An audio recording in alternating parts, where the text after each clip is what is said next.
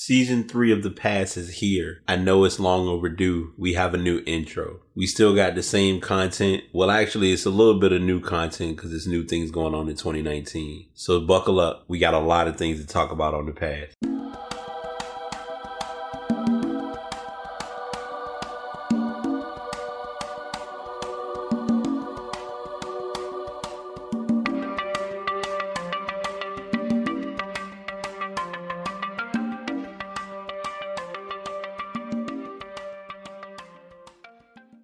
What is up? What's going on, y'all? This is The Pass. Episode 231 is here.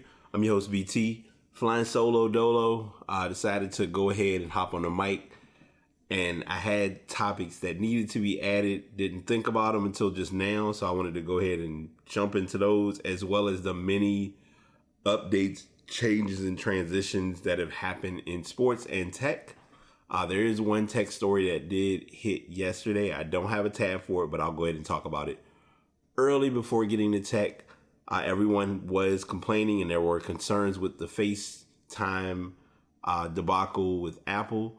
Well, there was an official update that was released. I will talk about a beta in a moment, but an official update was released for the iOS devices. So if you have the latest and greatest, you can go ahead and update and you will be able to use FaceTime with no issues. I personally haven't tried it since then, so I don't know if it's a go or what it's all about, but I've never really been a big FaceTimer if I had to. So I just want to get that out of the way before we go any further with the regular show. All of that being said, yesterday was the big day and everyone was on pins and needles, wondering and concerned as to whether or not Anthony Davis would indeed have a new home. Well, I will go ahead and give you the bad news first, and that is that Anthony Davis will be playing the remainder of his season with the New Orleans Pelicans. I don't know if there's really good news to flip behind it. The reason that's bad news is, and it's not really bad news, it's just me being funny. The initial story or presentation was that Anthony Davis would not be playing any games for New Orleans.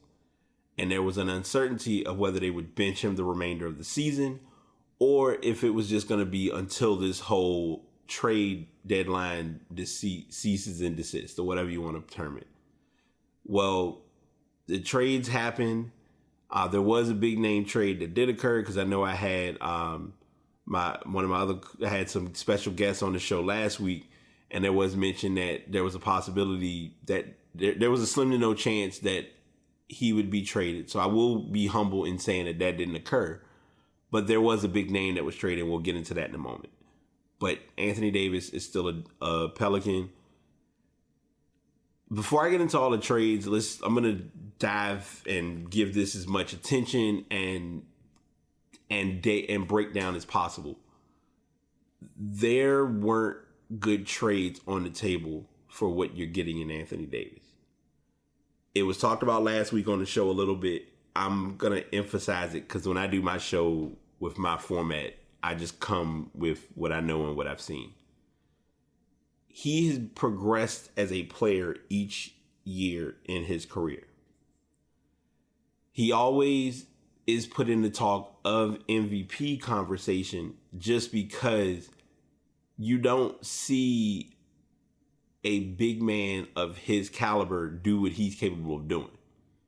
He could go out and get, as they call it, I think they call it a 5 quad, where you get 5, you have at least 5 or more points, rebounds, blocks, and assists. Not many players are doing that. And Anthony Davis is one of those players who, if you're playing against him, you have to figure out where he is on the floor, offensively and defensively. He moves around the floor pretty well. And I'm not let me preface this with saying, just because he went to Kentucky does not mean that I have the biggest wow factor for him. I mean, he did win a champ. That was the last time that the Wildcats won a championship. But beyond that, the guy just can flat out play.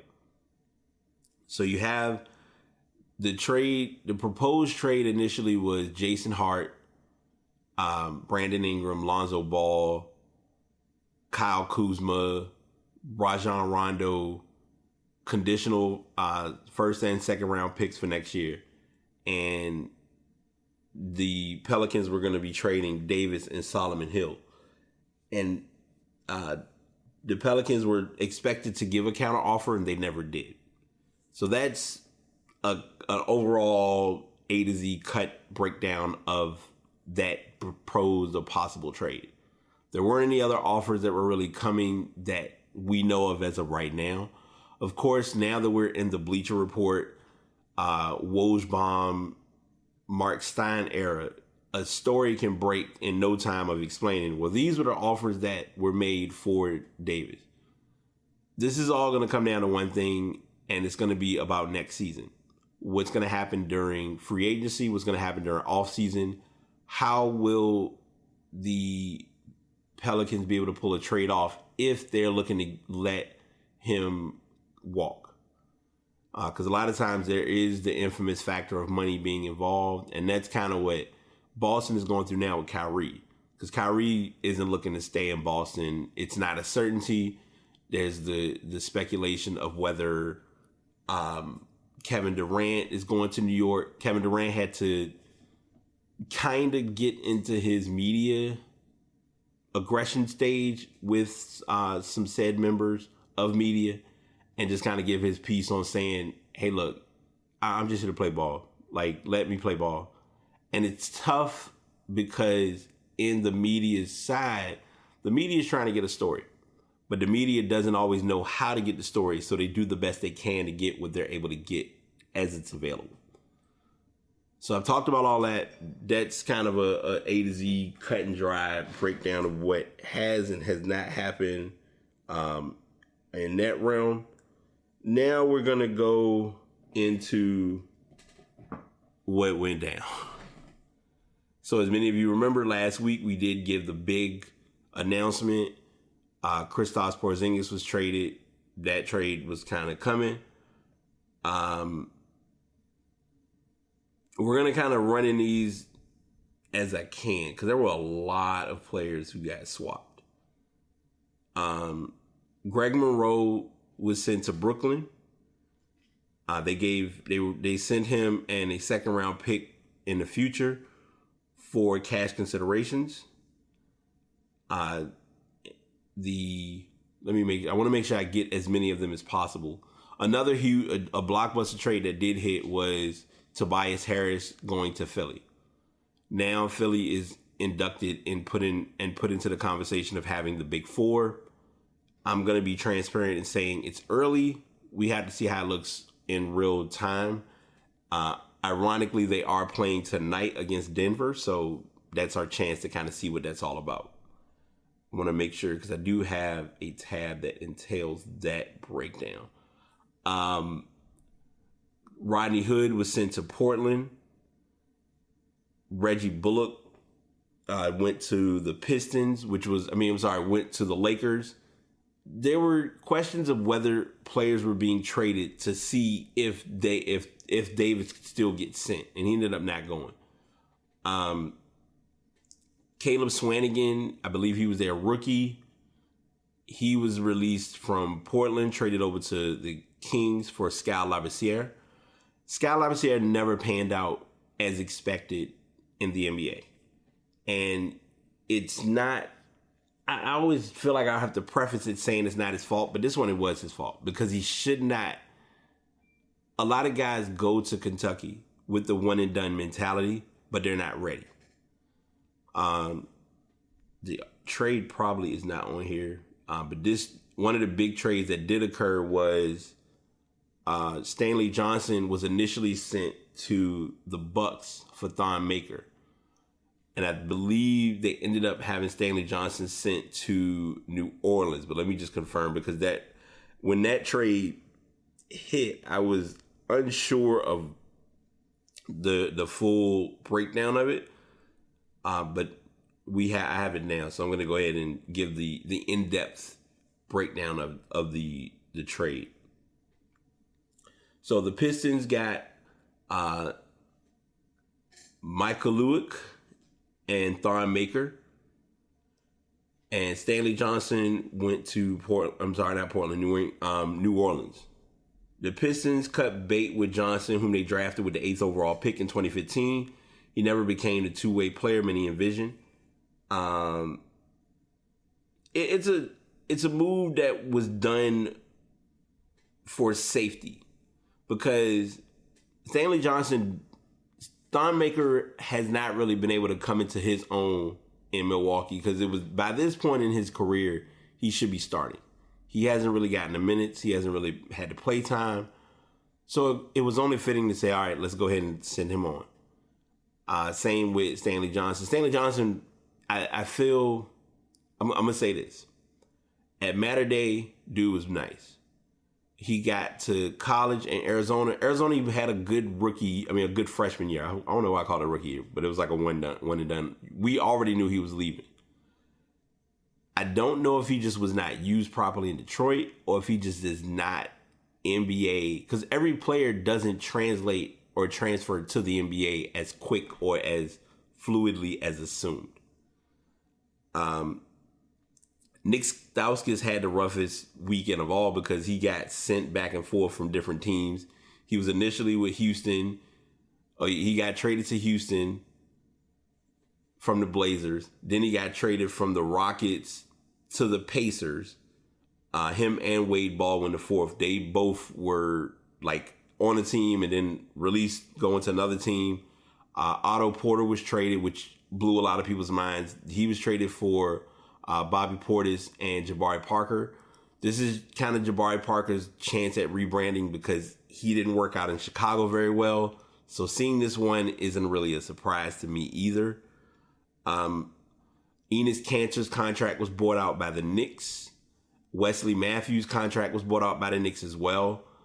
This is proof that they're trying to work out cap space.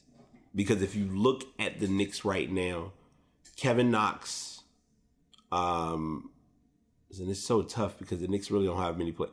Kevin Knox, Dennis Smith Jr., DeAndre Jordan are kind of your contract guys. If they're any, and it's a matter of what happens next year with them, because Dennis Smith would be on the third year of his rookie contract, which generates questions of what they're going to do after that contract. And DeAndre Jordan could easily say, you know what, bump it, I'm gone, because he's not getting what he's asked, what he's expecting, whatever the case may be. Because it looked in first view that him going to Dallas would be a fit, but it has not been a fit. Going back to trades, also Mike Muscala was traded to the Lakers for Michael Beasley and Ivica Zubac, who went to the Clippers. The assumption and speculation then was, well, if he's going there, that means that they're opening up a spot for Carmelo Anthony. They're not going to do anything on the trade deadline day for Carmelo. If something occurs with Carmelo, it's going to be at a blind spur of the moment. If I was a betting man or taking a shot in the dark, I see Carmelo being moved after the All-Star game. That's a stretch, but that's me saying it if it occurs. If he were to go to a team, if it were to be the Lakers. Avery Bradley went to the Grizzlies. Garrett Temple and Jermichael Green went to the Clippers as part of their trade. Avery Bradley was another question, concern, uncertainty with the Clippers. The Clippers are making moves because if you really look at it, the Clippers have quietly been standing strong with their playoff seed in the West, which is important right now. The other blockbuster trade and the other trade that kind of blew people's minds, but I'm glad it happened. Markelle Fultz is no longer with the 76ers. The number one pick from last year's draft, or from the previous draft, because we can't say last year since it was 2018, but from 2017's draft, is now going to the Orlando Magic, where he was traded for Jonathan Simmons, a 2019 first round pick, as well as a second round pick. Protected 2019 first round pick and a 2019 second round pick, which they could use to trade later on. It's weird with Fultz, only because Markelle Fultz never was able to get into his groove of playing. And I don't know what happened, but I do know that it just didn't go as planned. and they do have the trade more in depth. So let me go ahead and break down this trade. I'm giving the Fultz story little to no attention only because until I see Fultz play, then we can have content and we can really get into what was going on or what happened. With the Pistons received Thon Maker. The Bucks received the shooter, which is important for Nikola Mirotic because everyone's brought to attention that Giannis can't shoot. And it's a true statement. Giannis cannot shoot. But they didn't know he was never drafted to the Bucks expected to shoot. Let's put that on the table and really think about that. The Pelicans received Jason Smith, Stanley Johnson, and 4 future second-round picks from Detroit. I hope that Stanley Johnson can get into his groove in New Orleans. He has time or minutes available by being with them. Iman Shumpert went to the Rockets. I hope that trade is on here. It may not be, but that story did break a couple of days ago. And the big trade that really blew a lot of people's minds was there was uncertainty of what the Grizzlies were going to do. Because the assumption, the speculation idea was, hey, Mike Conley ain't working. Send him to Utah. We'll take, I believe it was Rubio. Yeah, Rubio's in Utah. And also, before I continue, there was a talk and there was presentation of that Kevin Love wasn't as big in trade value. It's a valid statement because if you really look at it, Kevin Love hasn't had a really like this year hasn't been a successful season for him. He's kind of been getting into his groove, getting into the game of just trying to fit in and blend in with the team. But Mike Conley did not get traded. However, Marc Gasol got traded. He was traded for Jonas Valanciunas, DeLon Wright, C.J. Miles, who's a journeyman in the NBA by any means, and a 2024 second-round pick.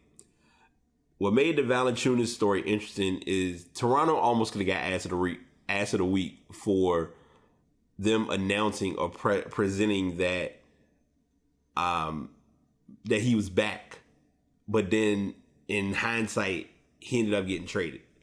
So that was a potential like a split spark of being ass of the week for this week. But I have one, and I didn't even think of it being ass of the week until I really sat down and looked at the topics that I had. Let's see. We have, because I want to make sure I get this story correct with Iman Shumpert, because they're bringing different articles to light for how this all will come to play. No things. Shumpert, let's see. They don't give. So Shumpert was part of there was a 3-trade deal involving Cleveland, Sacramento, and Houston. Houston got Iman Shumpert from Sacramento. They also acquired Wade Baldwin and Nick Stauskas from Cleveland, which I mentioned earlier. He ended up going to the Pacers. Houston also got Milwaukee's 2021 pick from Cleveland. Houston conveyed picks, they conveyed their 2020 second round pick to Sacramento. They conveyed their 2022 second round pick to Cleveland. And they have their own 2019 pick that's going to Cleveland. Cleveland also got Marquez Chris and guard Brandon Knight from Houston. And Sacramento was able to get Alec Burks from Cleveland. So that was that trade and that breakdown. There were, like I said, there were a lot of trades and there were a lot of moves that were made. But the obvious and the big one was that Anthony Davis is still with New Orleans.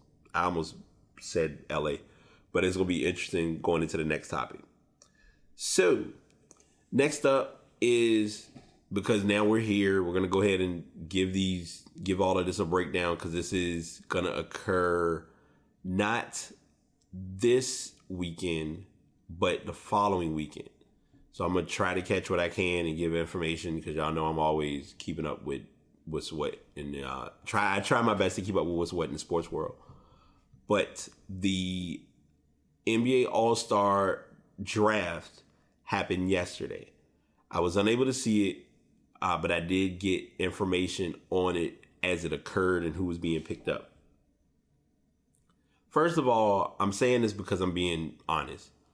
Even though LeBron had the most votes, I don't think LeBron should have got the first pick. That's my opinion. Shoot me, take it, leave it, whatever. The reason I say that is because based on the starters, there was a lot of real estate on the table. And it's like Giannis did not know how to pick players based on what was available. And again, my opinion, I'm not a drafter. I'm not doing this, so I don't know what it's like to be in that position. LeBron had the first pick. He picked Kevin Durant. Don't blame him. Obvious pick. I have no problem with it. Giannis gets his first pick. He picks Steph Curry. Don't know what was going on with that, but here we are.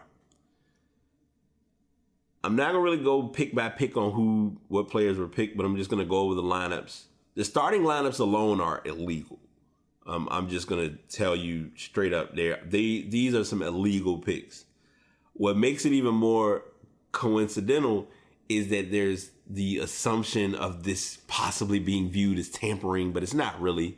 It's the All-Star draft, and it's guys gonna be playing together. They're gonna have fun. They're gonna play the game, and it's gonna be good for basketball. I'm gonna sense that there may be a 30 or 40 point blowout, and you'll see when you hear the lineups, you'll see why.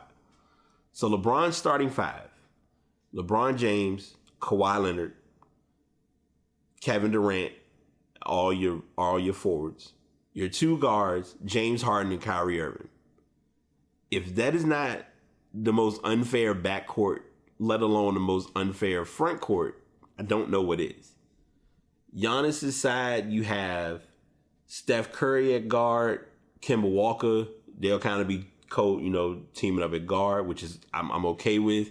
Kemba Walker can hold his own, so he'll fit in and do his thing. And I think it's good, especially with it being in Charlotte, that they gave him a nod, or that players that fans voted him in to get an All-Star pick.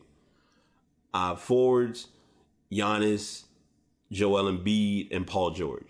Paul George deserves to start. Paul George has played his butt off this year. Like, he's played phenomenal this season. I will give him. You get into the reserves, and that's why I get a little upset. I'm not gonna read LeBron's reserves yet. I'm just gonna go to the reserves for Team Giannis.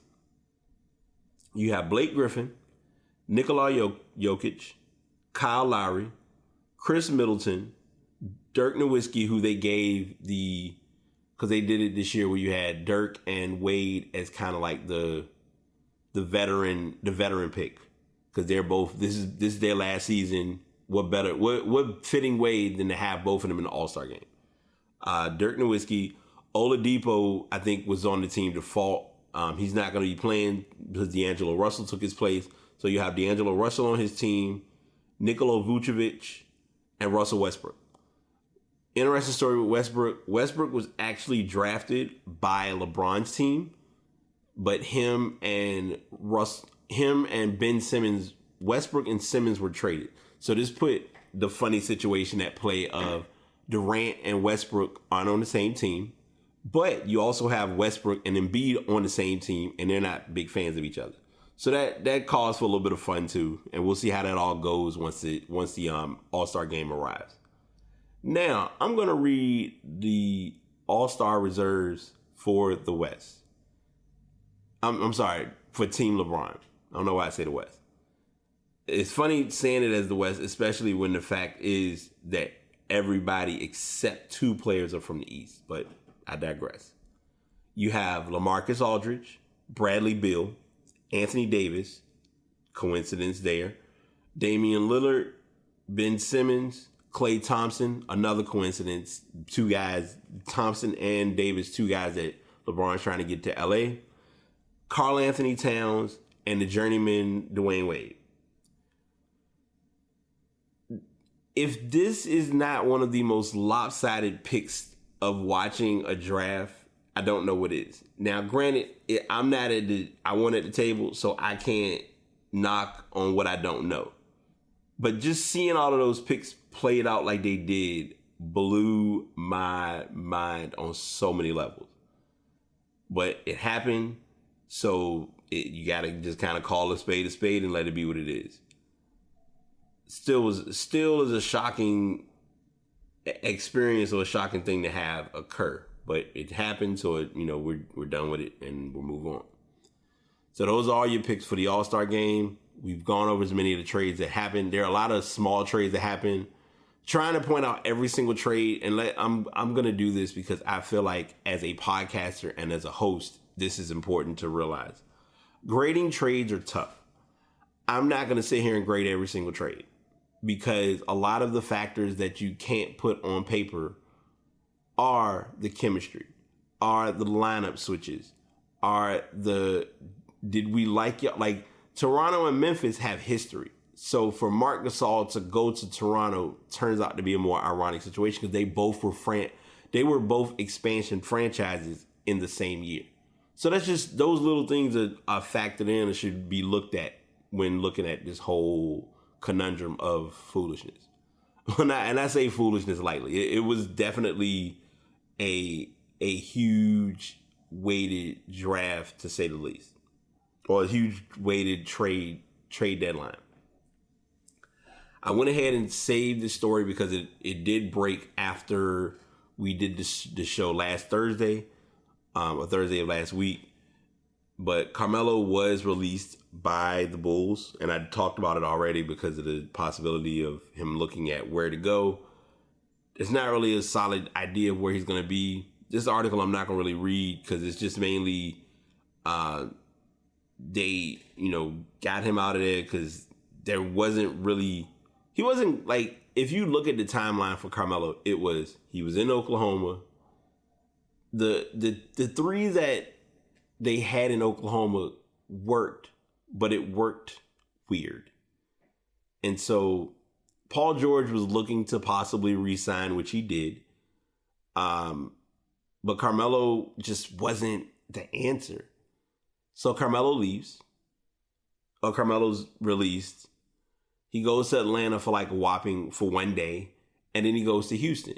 I don't think it had anything to do primarily with Mark D'Antoni. It more so had to do with he's just not the guy that you're looking at when he was in Denver. So you have that all occur, and as soon as it was a buyout, it's like, hey, send him somewhere. So they did set up a trade to set up a deal with Chicago, and Chicago then in turn bought him out, and now he's looking to see where he can play. He has a year or two left in his career, I think. I don't think it has anything to do with him coming off the bench. I think it's just his willingness to want to play basketball. If the willingness is there to play basketball, he'll be fine. That's the cleanest and the prettiest way I can put it. So that's that story. I paraphrased that one heavily, but I wanted to at least get through that story. This story, I want to preface with the rules of basketball or college sports as a whole are very wonky. And I say that the way I do because it's not as A to Z as everyone thinks it is. This story is a great example of that. So last year, Silvio De Sousa was last college basketball season, he was a freshman. He got some minutes. He played in some key games. He actually played in one of the Final Four matchups, if I recall correctly. Well, this season, there was uncertainty of whether he would or would not be playing based on something that he really didn't know anything about until the story came to fruition. But he was deemed ineligible, or has been deemed ineligible for the rest of this season and all of next season due to his guardian receiving $2,500 from a former Adidas consultant. The consultant's name is TJ Gasnola. They did testify indeed in federal court that they had paid money to his guardian. So because of him accepting money, his child, or, the child that he's owner had, was seeing over, Silvio De Sousa is unable to play basketball. It's a rocky story, a rocky place. And here's why I say it's rocky. As the athlete doesn't know what the guardian does or doesn't do. The parent, no one knows what the parent does. And this is kind of almost a reenactment of what Brian Bowen went through with Louisville. And I talked about that on the show a while back. I think it was in the 100s when I talked about that story. Brian Bowen was, I think his story was weirder because he didn't really have any offers on the table. And then out of nowhere, Louisville came up. And it was like, well, why is he going to Louisville? And then when the story came full circle, it turned out being a lot of loopholes and a lot of mess involved. It sucks for him. Like as a college athlete, or as a, I won't say amateur athlete, but as an athlete preparing to try to get to the NBA, this sucks. I've said this when the story broke, I stuck to it. I'm sticking to it now. I would not be surprised if he goes to the NBA. They're going to try to find a way to get him into the NBA. The challenge of that is it could be a Billy Preston 2.0. Now, I will admit, because I've not seen them on TV or I don't know much, I don't know how Billy Preston has done since getting to the NBA. Because he did not have the greatest of seasons with Kansas, obviously. And NBA-wise, he really never got into his own. Looking at what he's doing so far, from my understanding, it looks like he's in the G League. Now, he's played 16 games, and he's averaging about 5 points a game. So it causes that question of concern of every player. And this is something I always bring up and I always come back to because I'm just that person. Every player that comes out of college is not ready for the NBA sometimes. And it sucks, but it's the reality of the sport. And I want this kid to be the exception that shows like, hey, he can play. He might be that one that you really need to keep your eyes on. But I also feel like he might not pan out. Let's see. Looking at his rundown, he was given so Billy Preston had a 2-way contract with the Cavaliers, meaning that he would be playing for the Canton Charge. He has been playing back and forth with them. He hasn't played in a single game for the Cavs, and he ended up going to the Erie Bayhawks, which is another G League affiliate. It's just a matter of him trying to get his game grooving with the flow. I just personally would not be surprised if he goes pro. But yeah, they give all the accolades and all the information of De Sousa in this article. All I'm gonna say is it sucks if he does stay and he fights through this. He'll play. That'll mean he'll miss this year. He'll sit out next year. I guess that will put him as a junior when he comes back to play. But I don't think in either of these cases he would be considered as redshirted. Because I know a lot of times they can redshirt you, and it doesn't have to be a freshman year redshirt.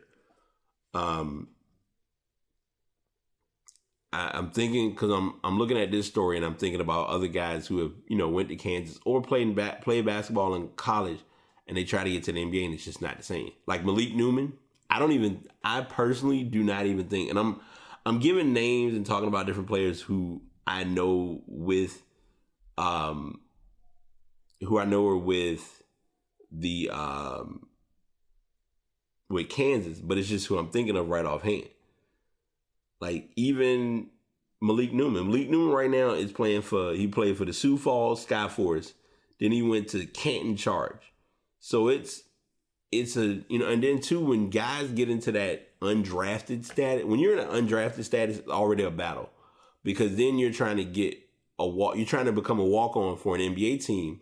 But even if you make the team, you get in a two-way contract and you got to hope that something heinous or something crazy happens to bring you in. Like in his case, and this is hypothetical, if Anthony Davis had went to LA and LA gave up all those pieces, all those players, and Malik happened to still be on the Lakers G League affiliate, he could have got a spot. But that's neither here nor there. I'm swinging way up, super far away from De Sousa, but long story short, he's going to be out for this year and for next season.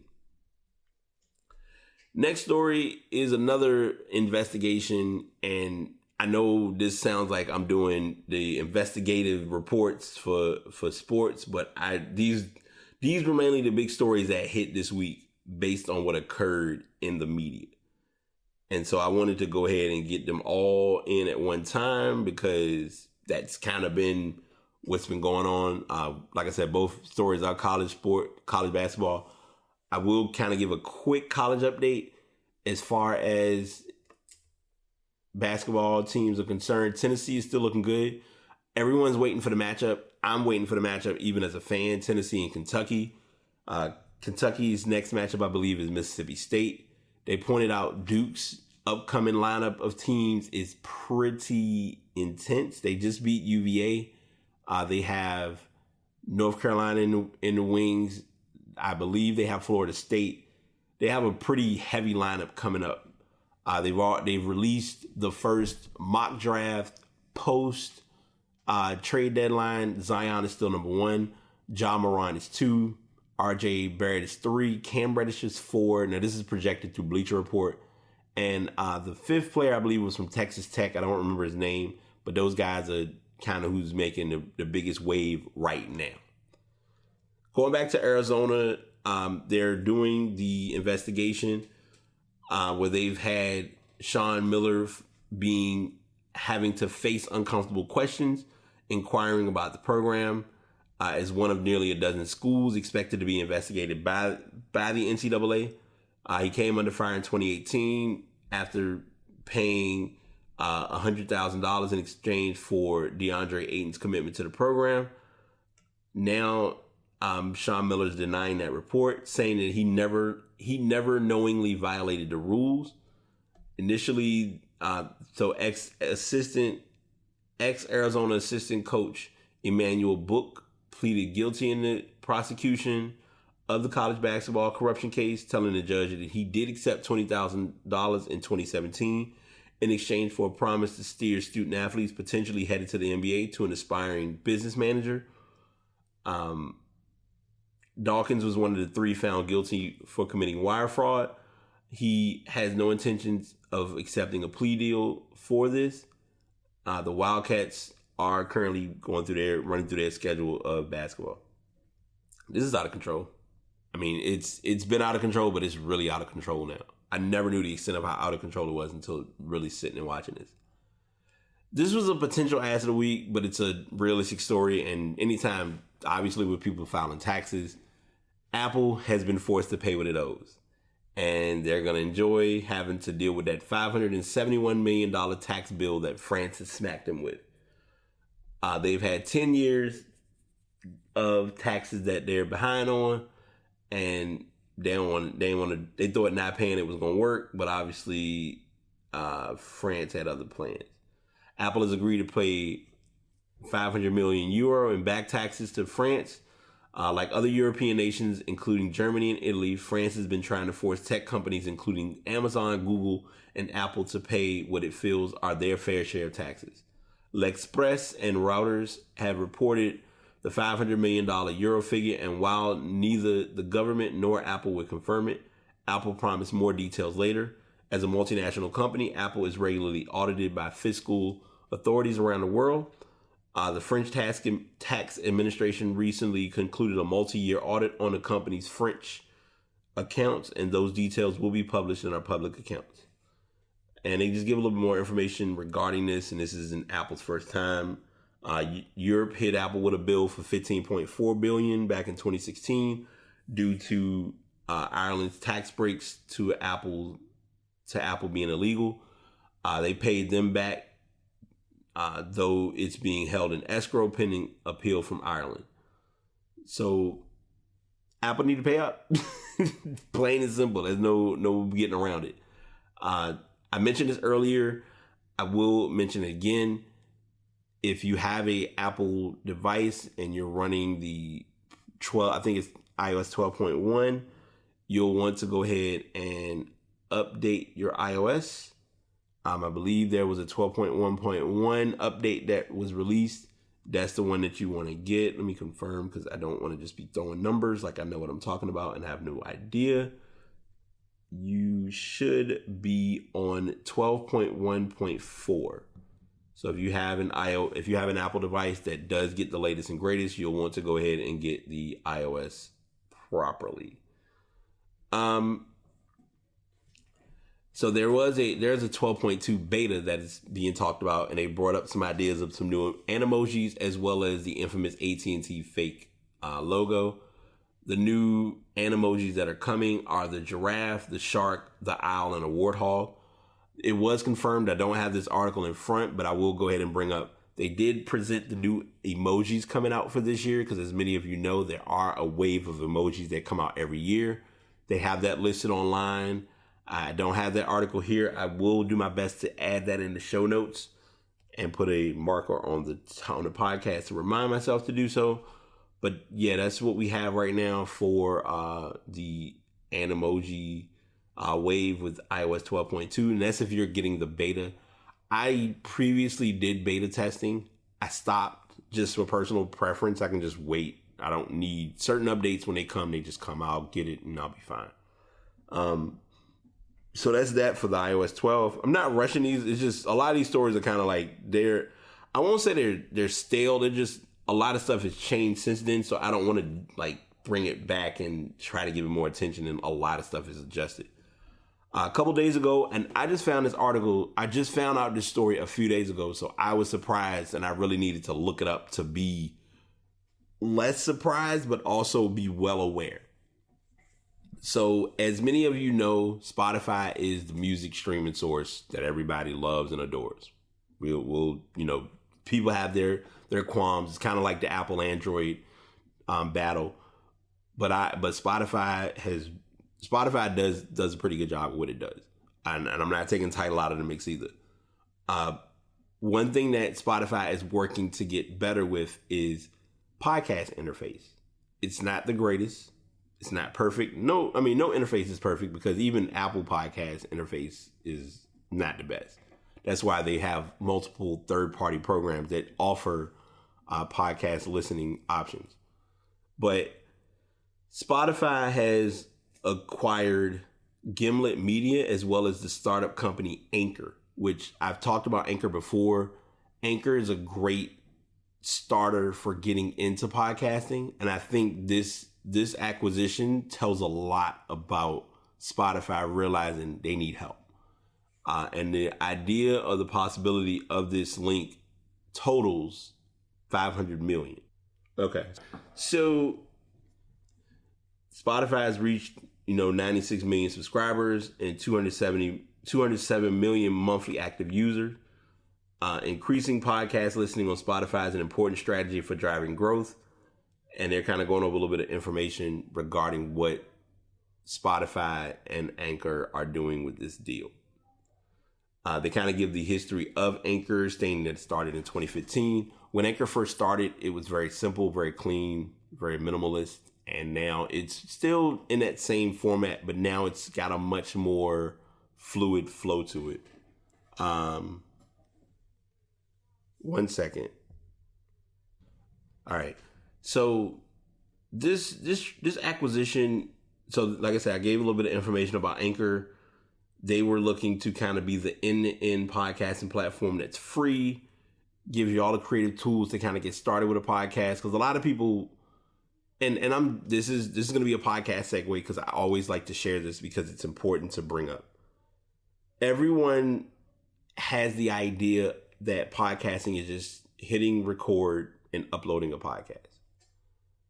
If you're starting out and you're just doing kind of the core points, yes, that's about the basis of it. As far as the editing, the listening, the, making sure there's no background noise, all of those factors you learn over time.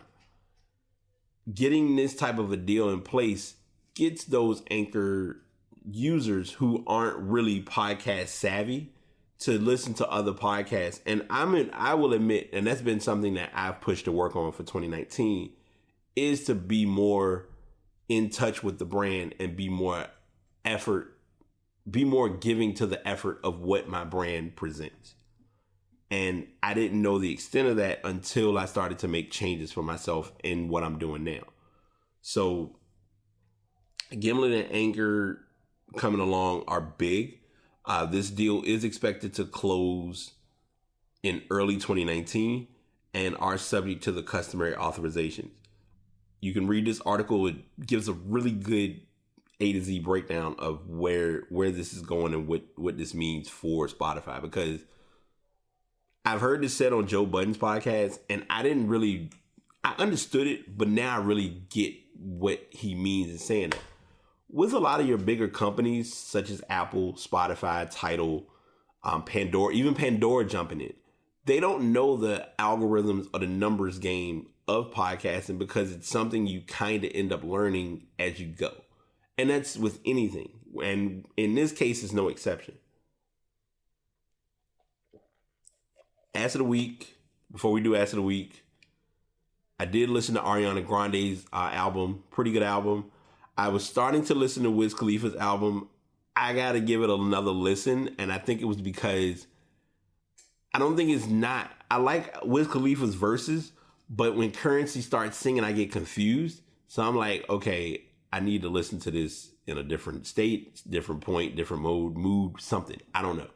But it's not an album that's heavy or quick on my radar now, but it's still, a lot of times the first listen of an album, you kind of get your concerns because it's just human nature. But that's kind of been my listening sesh. Podcast sessions, I'm not going to lie, I haven't listened to podcasts in a while because I've literally been doing my own branding. I've talked to people about this before, and I'm going to clear this up before I continue with this episode. Last week, I was on Facebook, and I don't like to, usually I keep personal out of things, but I'm going to bring this up because it's important. There was a misinterpretation in a post that I shared about not giving a lot of attention to Black History Month. Black History Month is an important month for Blacks. Actually, the entire year is important for Blacks because we as a unit don't come together when it matters most, in my opinion. That being said, the post that I was sharing was just to say that I was building my own legacy, building my own brand, building my own history, working on things to make me get to a better place with what I'm doing and what I have been doing. A lot of people know what I do. A lot of people have no idea who I am and what I'm about other than I just post random thoughts. I post songs. I curse every once in a while. I praise God. I'm blessed. I'm humble. I'm reading inspirational thoughts and I'm writing quotes left and right. But in reality, I do have a business. I have a couple of businesses. Technically speaking, even though I don't make this a business enough, my podcast is considered a business. But I don't brand it as a business heavily because it's something leisurely that I enjoy. On the other hand, I do graphic design and I do web design. I'm starting web design. I haven't really done my first web design project because I'm terrified as all outdoors, but that's life. I got hit with reality from a patient, and it humbled me, and it taught me to just get out there and take the first step. I've taken the first step, and I'm still stepping, and I'm still walking, and I'm not letting up, and I'm not backing down. And I don't care who, needed to know that or cares to know it or wants to think of it, but it's just something that I wanted to get off my system before I continue. Got all that out of the way. We'll get into Ass of the Week. Ass of the Week this week is John Wall. John Wall was expected to miss most of this season to begin with. Well, now his timetable for being out has been extended another 12 months. Thanks to there was an infection from an operation that John Wall had back on January the 8th. Well, the surgery has not been scheduled yet. He was hurt and he was injured due to falling on a wet. He fell in his, I'm putting it as a wet spot, but he fell in his home. Basically, he was not wearing his walking boot. While he's at home, it's fine to do that, but he slipped and tumbled back on the 29th of January. So January 8th, he was supposed to, he had the infection from the operation, and then on the 29th, he falls. So the Achilles, as far as his problem for the Achilles, it had not been known until this past Monday. I'm trying to understand this story, and I'm reading it really, really short. The 28-year-old Wall's Achilles surgery has not been scheduled yet. Dogu said it probably will be next week. Wall, whose game is built around his speed and ability to drive to the basket, is expected to be able to return to what the team called full basketball activities about a year after that operation. Dogu estimated the recovery range for Wall's injury at John's age to be 11 to 15 months. There is no way what sort of player Wall will be when he returns, though. Unfortunately, we don't have a lot of data on elite NBA point guards with tendon ruptures. They said Wall was not wearing his walking boot when he slipped and tumbled. He never heard a pop. He had a slight increase in discomfort. So the Achilles problem wasn't known until Monday. What's crazy is you already are in a boot. You're already injured. This is my close because I got 1,001 mental things to do. You already knew you weren't 100%, but you still, are walking around. You're doing things normal. Going through your normal life. And of all the things to occur, you get a heinous injury like that. And I think what made this slip in his Ass of the Week was because I saw the article, but then when I realized I think it was the day that I happened to be off. And when I heard Stephen A. Smith bring it to attention on his show, I said, this is going to be a field day because there's already tension mounting between Stephen A. and John Wall for whatever reason. J-Dub, I'm tell you, I ain't got no beef with you, man. I mean, I'm a Kentucky guy, and when you was at Holy Cross, you was putting up numbers. You and DeMarcus Cousins, I think if y'all stayed another year, it would have been great. But I also know when the money calls, you got to run. You got to take the opportunity. In your career as an NBA player, you have shown everyone that you can play. Getting over that playoff hump is a whole nother monster, especially when you're in Washington and your fights were with either Miami or Cleveland. Now that LeBron's gone, it was the expectation of Washington kind of running it, but with you being out, it's tough because Bradley Beal's taking all the pressure of trying to be the guy. My point is this, and I'm going to close with this thought. I was supposed to close a while ago, but of course I always run my mouth. This is one of the most unexpected injuries that I've ever seen, but it happened. And now he's put in a position where he really has to properly get the surgery, properly rehab, not be rushed to get back on the court, because in NBA years, you value NBA years as they occur. Prime example, we just talked about him earlier. Anthony Davis is 24, 25. In NBA years, that's young. 3 years doesn't seem like a big difference, but both of these individuals were number one draft picks in their respective drafts. So just think about that alone and just factor in how big of an impact this becomes on your franchise and on the team. So I'm hoping, I wish him a healthy recovery. I'm not going to say speedy. I wish him a healthy recovery. I just hope all goes well with it, and he's able to bounce back and be a better point guard. He's been a good point guard already, but as with anything, and this is something that I'm reading with the 4 agreements, always do your best. And whatever you do, always do your best. And that's what I'm pushing to learn, even with doing this and doing other things personally. So that's all I got. Thank y'all for tuning in. I appreciate the support. Until next time, y'all have a good one. Another episode is in the books. Thanks to everyone for tuning in. As I always share, if you'd like to get into podcasting, you can check out Spreaker.com. And if you're looking to invest in a microphone, or if you're looking to genuinely start with recording, I use the Blue Yeti microphone, but you may prefer to do the Samson Meteor. Just know that if it's your craft and it's something that you're meant to do it and do it well. That's my main thing to tell people about 2019. Do it and be reliable. Y'all take it easy.